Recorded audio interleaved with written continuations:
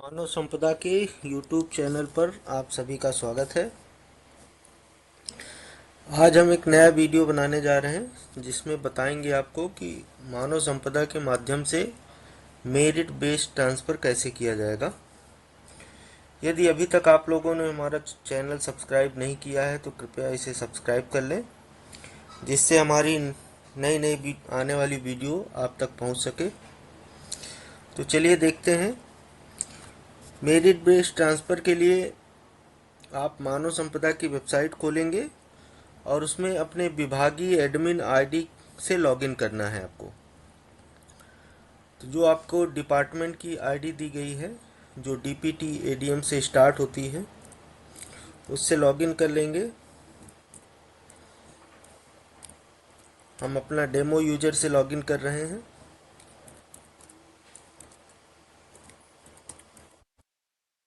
ID password डालेंगे, उसके बाद कैप्चा डालेंगे।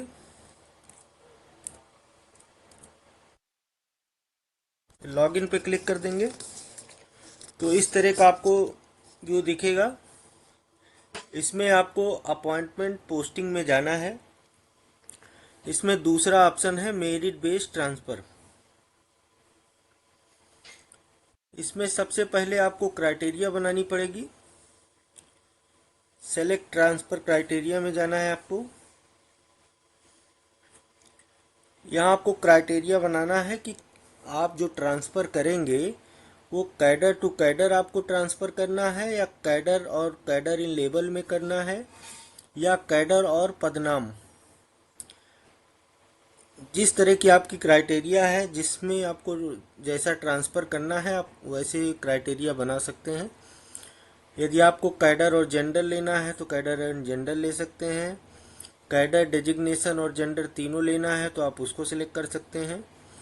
तो जिस प्रकार से आपको क्राइटेरिया बनाना है आप बना लीजिए। अब हम आपको बनाने जा रहे हैं। हमारा डिपार्टमेंटल कैडर है इसमें डेमो में, तो हम डिपार्टमेंटल कैडर के एम्प्लॉइयों का ट्रांसफ़र करने जा रहे हैं और कैडर इन लेबल का हम क्राइटेरिया बना रहे हैं।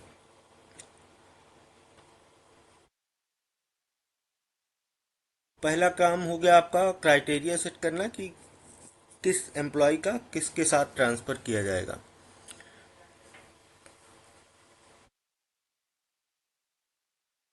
इसमें दूसरा ऑप्शन है प्रिपेयर एलिजिबिलिटी लिस्ट।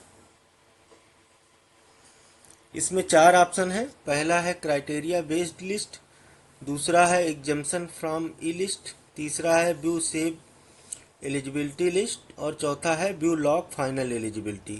तो सबसे पहले क्राइटेरिया बेस्ड लिस्ट आपको निकालनी है। जो क्राइटेरिया हमने बनाया कैडर और कैडर इन लेबल, वो यहाँ सेलेक्ट करना है। हमने डिपार्टमेंटल कैडर लिया था और उसमें लेबल एक है तो एक लेबल सेलेक्ट कर लिया। और जो शासन द्वारा जो हुआ है कि कितने साल डिस्ट्रिक्ट में रहना है और कितने साल डिवीज़न जिसका ट्रांसफ़र होना है, जो एलिजिबल हैं, वो नीति के अनुसार जैसा भी है आप यहाँ फिक्स कर सकते हैं। जैसे हम डेमो में आपको दिखाने के लिए दे रहे हैं कि 3 साल डिस्ट्रिक्ट में जिसको हो गए हैं और 5 साल डिवीज़न में हो गए हैं, ऐसे कर्मचारियों की लिस्ट यहाँ से निकल जाएगी। ये आप घटा बढ़ा भी सकते हैं, जैसा कि कार्मिक विभाग द्वारा आदेश हो वो आप यहाँ फीड कर लीजिए। यदि 5 साल डिस्ट्रिक्ट और 7 साल डिवीज़न में है तो आप 5 और 7 कर सकते हैं। और नंबर ऑफ एम्प्लॉई एस्टिमेटेड यहाँ आप डाल सकते हैं। जैसे मान लीजिए आपके यहाँ 200 एम्प्लॉई हैं और 10% ही एम्प्लॉइयों का ट्रांसफ़र करना है, तो वो संख्या आप यहाँ पे डाल दीजिए। मान लीजिए नंबर ऑफ एस्टिमेटेड एम्प्लॉई 10 लोगों का ट्रांसफ़र करना है तो 10 डाल दिए। और कट ऑफ डेट जो भी है 31 मार्च 24 तक की, और व्यू रिपोर्ट।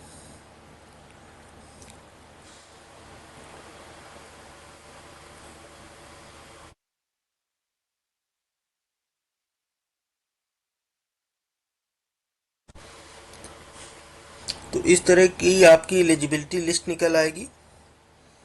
आप इसको चेक कर लीजिए जो एलिजिबिलिटी आ रही है सही है या नहीं सही है।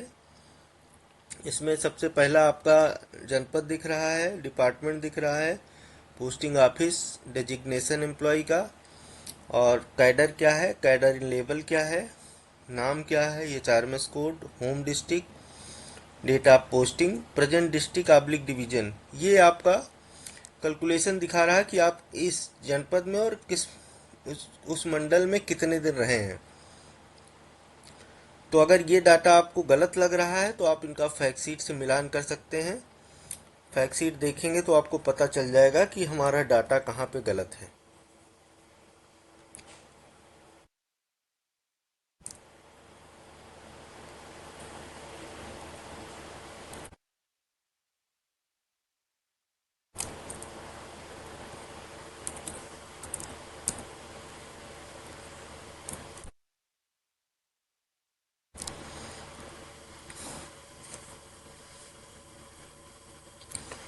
ये इनकी प्रेजेंट पोस्टिंग ऑफिस जो दिखा रहा है 11 जून 2009 दिखा रहा है, इसलिए 11 जून 2009 से कैलकुलेट करते हुए इनका ये डिवीजन और मंडल में पोस्टिंग दिखा रहा है। 14 साल अप्रॉक्स 14.81, 14 साल कुछ महीने। इसी तरह आप दूसरे को भी चेक कर सकते हैं। ये जो कैलकुलेशन होता है इसका, एक तो प्रेजेंट पोस्टिंग से उठाता है आपका जनपद और मंडल, दूसरा आपकी पास्ट पोस्टिंग कब कब रही उस जनपद में या उस मंडल में, उसको भी कैलकुलेट करते हैं।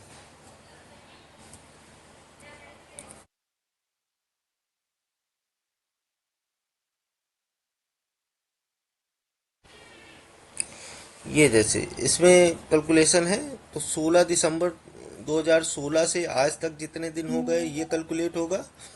और दूसरा लखनऊ मंडल में 19-20, 1 दिसंबर 19 से 19 जून 2020, इतने दिन का और जुड़ जाएगा उसी में। ये टोटल आपका इतना दिन दिखा रहा है कि ये 9 साल कुछ महीने इस जनपद में रहे और इस मंडल में रहे, लखनऊ मंडल के लखनऊ जनपद में रहे। तो ये आप अगर लिस्ट आपकी गलत है तो आप पास्ट पोस्टिंग डिटेल से और करंट पोस्टिंग डिटेल दो जगह से आप इसको सही कर सकते हैं।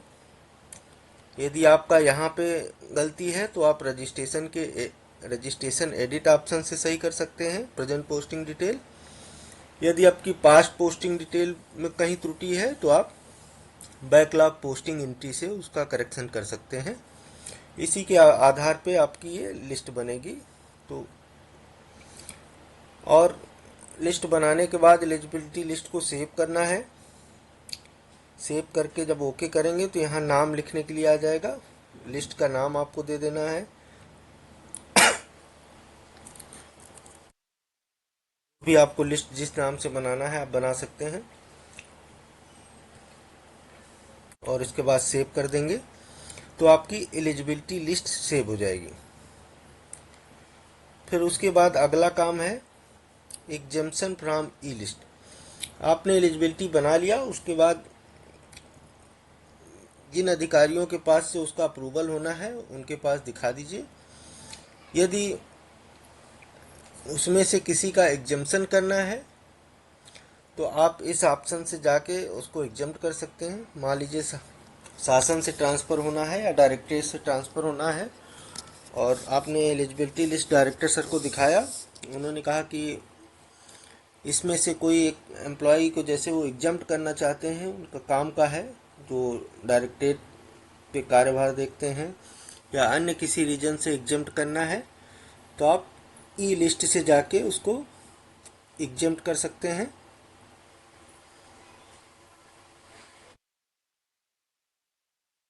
यहाँ उस एम्प्लॉय का कोड डालना पड़ेगा जो एलिजिबिलिटी लिस्ट में है।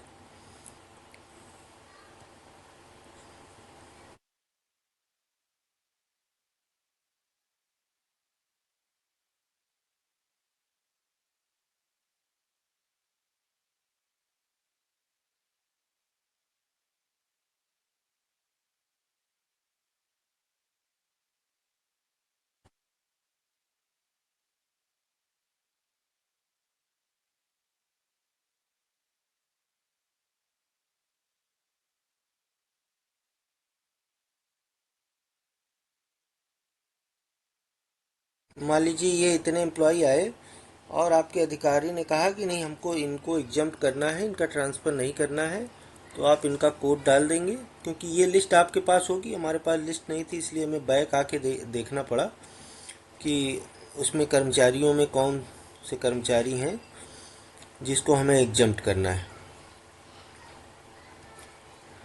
तो यहाँ से आप जो लिस्ट बनाए होंगे, ट्रायल अटेस्ट, ये आ गए। अब इनको हमें एग्जम्प्ट करना है, तो एग्जम्पशन में आपको रीजन डालना है, किस कारण से आप एग्जम्प्ट कर रहे हैं।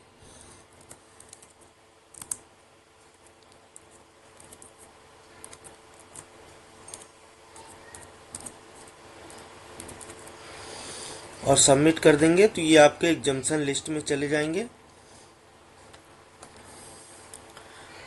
अब अगले विकल्प पे जब आप जाएंगे व्यू सेव्ड एलिजिबिलिटी लिस्ट में, तो यहाँ आपका जो लिस्ट दिखेगी उसमें आपके टोटल एम्प्लॉय दिखेंगे, और साथ में जो जिनका आपने एग्जम्पशन किया है उनका नाम भी दिखेगा।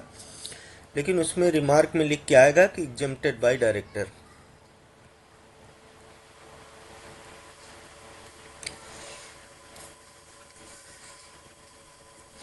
ये देखिए आपकी लिस्ट आ गई 6 लोगों की, और इसमें जो आपने एग्जम्प्ट किया है उनके सामने यस लिख के आ रहा है, और एग्जम्प्टेड बाय डायरेक्टर जो भी आपने रीजन दिया था वो लिख के आ रहा है। अब उसके बाद अगला ऑप्शन है view log final eligibility list.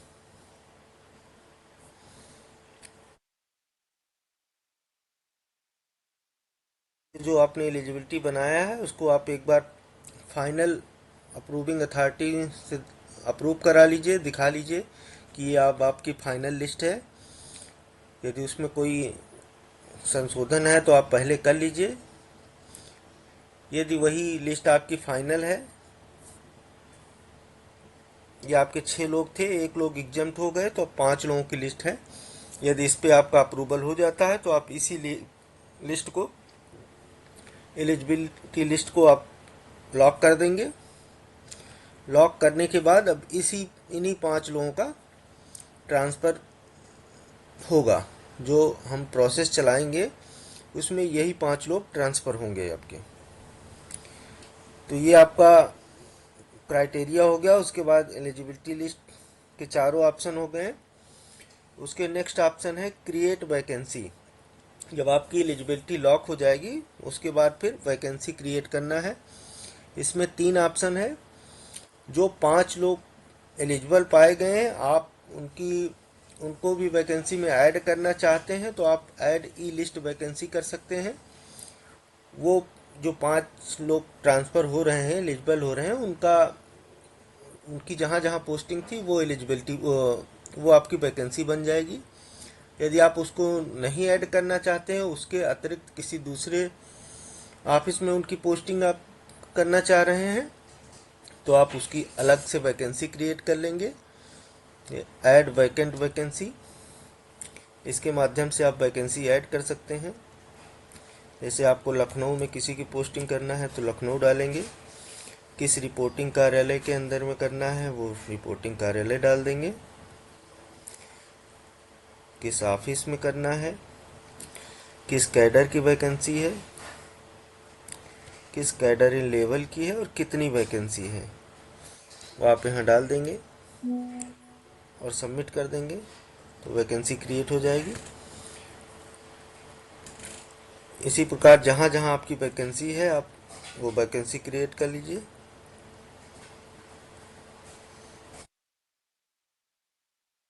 हमारा डेमो का ऑफिस है, जिसमें ज़्यादा ऑफिस हमारे हैं नहीं, बने नहीं हैं।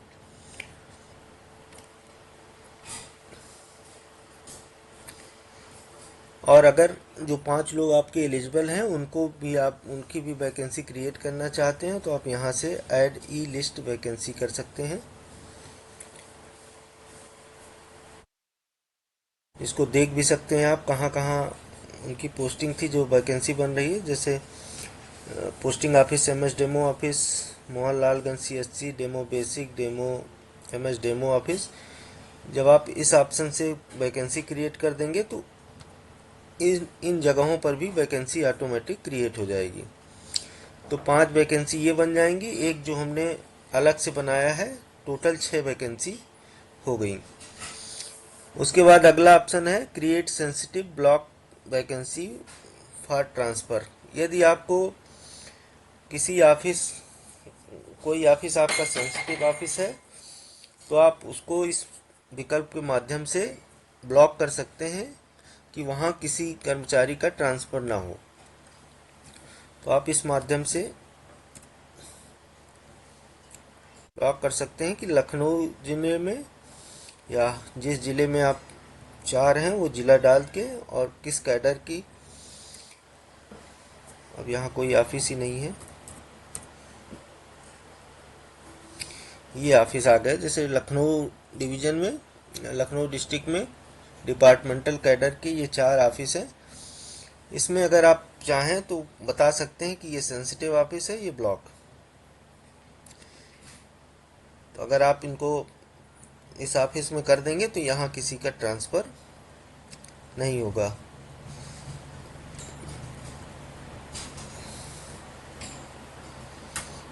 ये ब्लॉक हो गया, अब यहाँ पे किसी का ट्रांसफ़र नहीं है। दूसरा है सेंसिटिव। इसको आप सेंसिटिव डिक्लेयर करना चाह रहे हैं तो सेंसिटिव भी कर सकते हैं।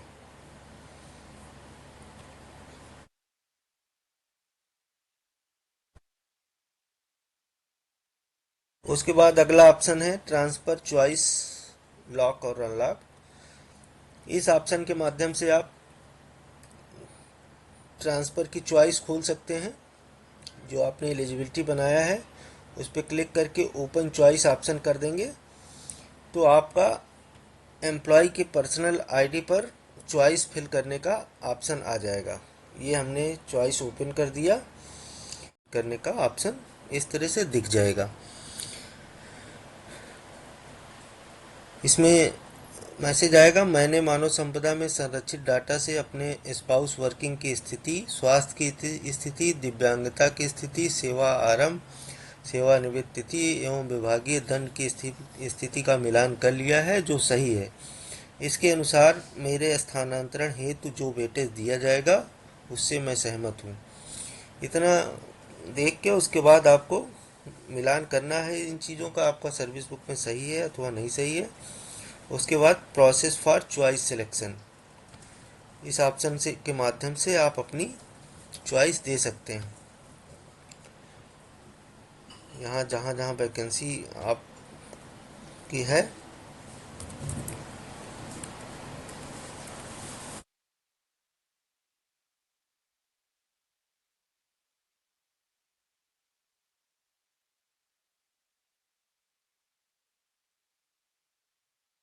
हाल जनपद में की है, तो ये देखिए एक वैकेंसी दिख के आई जो बनी है। इसी प्रकार जितनी वैकेंसी बनी होंगी वो आपको दिखेंगी। इस तरह से आप 10 चॉइस मैक्सिमम दे सकते हैं। ये चॉइस आपने ले लिया और उसके बाद लॉक कर देंगे। 10 चॉइस फिल करने के बाद तो आपकी चॉइस लॉक हो जाएगी। इसमें आप डिपार्टमेंट चाहे तो जितने दिन को आपको चॉइस का ऑप्शन खोलना है वो खोल सकते हैं, 2 दिन, 4 दिन, 5 दिन। जब तक आपकी चॉइस आ जाए फिर आप चॉइस को क्लोज कर देंगे तो फिर एम्प्लॉय चॉइस नहीं फिल कर पाएगा।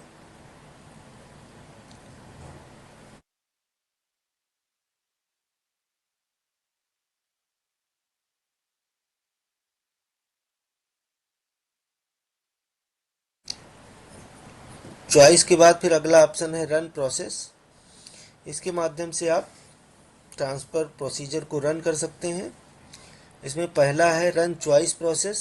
आप जब ये प्रोसेस चलाएंगे तो जितने लोगों की चॉइस मैच हो जाएगी उनका ट्रांसफ़र हो जाएगा पहले ऑप्शन से।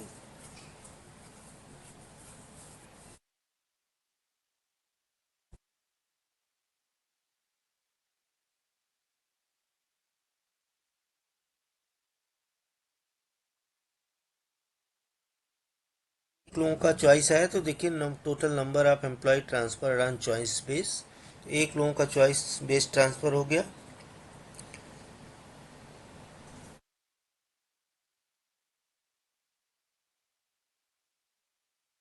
अब दूसरा, जो बाकी लोग बचे हैं आप उनको रैंडम प्रोसेस के माध्यम से प्रोसेस कर दीजिए।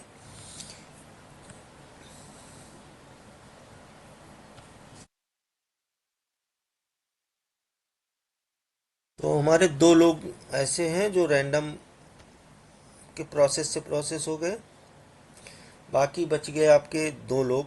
दो लोगों का ट्रांसफ़र इसलिए नहीं हुआ होगा क्योंकि उनका होम डिस्ट्रिक्ट होगा या और कुछ क्राइटेरिया रही होगी, इस कारण से उनका ट्रांसफ़र नहीं हुआ। उनकी लिस्ट आप यहाँ से देख सकते हैं, employee left for transfer procedure.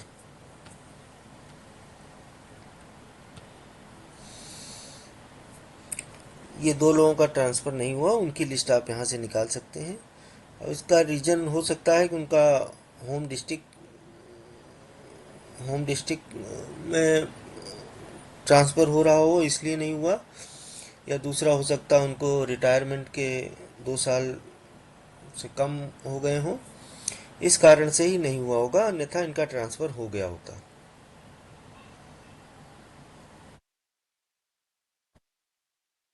आप प्रोसीजर चलाने के बाद फिर लास्ट ऑप्शन है आपका जनरेट ट्रांसफ़र ऑर्डर। इसमें दो ऑप्शन है, क्रिएट ड्राफ्ट लिस्ट, इससे आप ड्राफ्ट लिस्ट बना सकते हैं।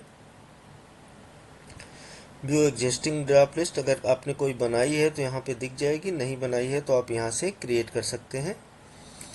जो नाम देना है आपका वो नाम दे दीजिए ड्राफ्ट लिस्ट की।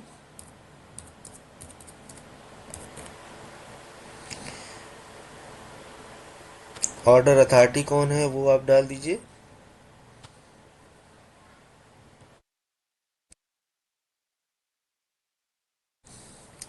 ये आपके ट्रांसफर्ड एम्प्लॉयज़ों की लिस्ट आ जाएगी, किसका ट्रांसफ़र कहाँ कहाँ हो रहा है।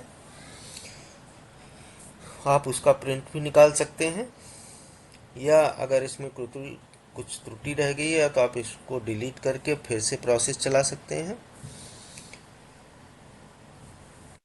यदि आपका ट्रांसफ़र सही हुआ है तो आप इसको वेरीफाई लिस्ट करके ऑर्डर जनरेट कर लेंगे। यदि कोई त्रुटि लग रही है तो आप इसको डिलीट कर लेंगे और पुनः फिर से आप ट्रांसफ़र प्रोसीजर चला सकते हैं।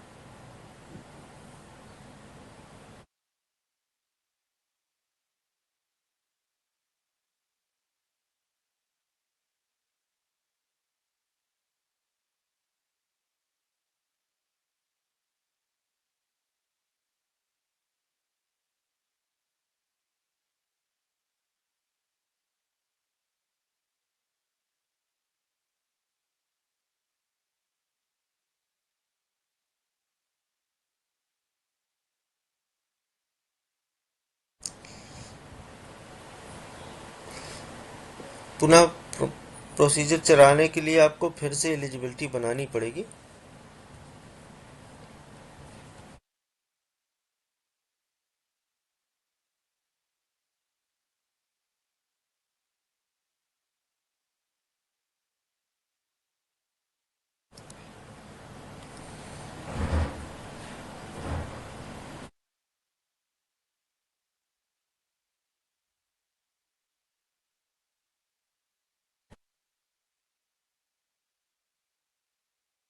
और ड्राफ्ट लिस्ट तैयार करने के बाद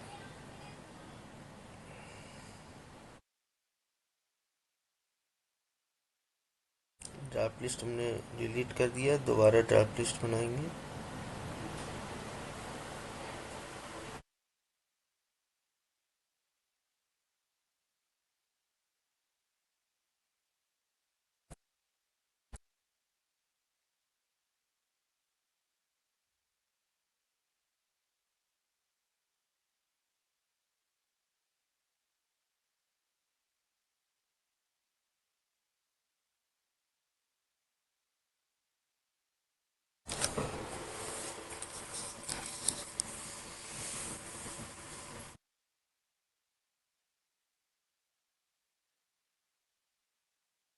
उसके बाद वेरीफाई लिस्ट और जनरेट ऑर्डर।